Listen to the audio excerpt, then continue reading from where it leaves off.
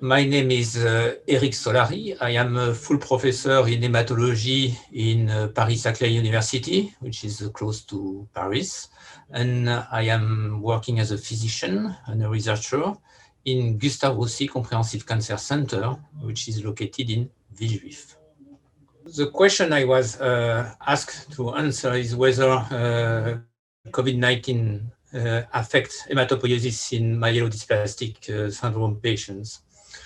So we have probably no clear answer today, but we have some insight on how the virus could affect hematopoiesis when the disease becomes severe.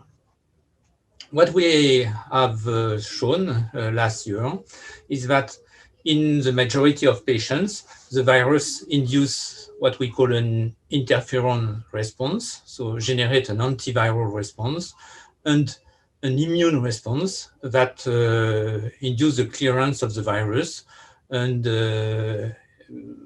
so induce the disappearance of the disease with a good immune response. So this is the case in the majority of patients. But in a minority of patients, and as you know, these patients usually are the most aging patients or those with comorbidities, we see more severe disease due to the fact that the type 1 interferon response that I described before is somehow overwhelmed by another type of immune response in which the hematopoietic system is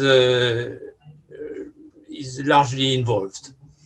What we observe is that we detect what we call a stress hematopoiesis, which means that the building of hematopoietic cells is largely stimulated.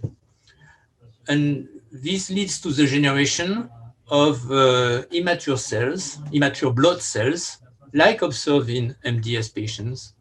And these immature cells have immunosuppressive properties, meaning that they prevent the patients from building an appropriate immune response to the virus. And these immature myeloid cells then can migrate in the lung and generate this lung disease that is well known to be very severe in some patients. So now the question is what happens specifically in patients with myelodysplastic syndrome.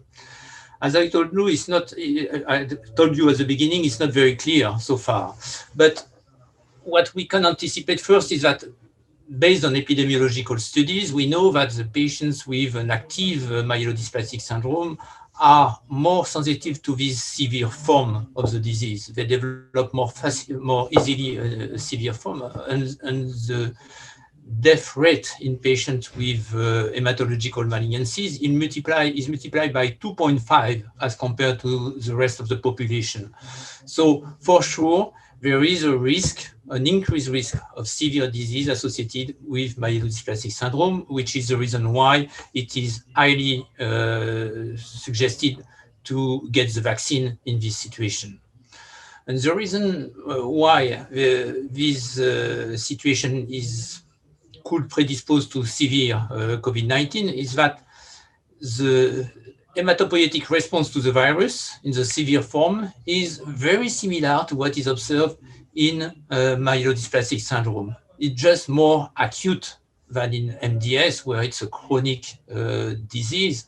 But in severe COVID-19, you have a kind of acute MDS, in which you have the same molecule released by myeloid cells generating this stress hematopoiesis. So if you start with MDS, with a hematopoietic system which is already sick, probably the stress hematopoietic response is higher and generate more immunosuppressive cells, so generate more severe disease. Again, this is the reason why the patients with MDS have to be very careful with the virus and have to get vaccine as soon as possible.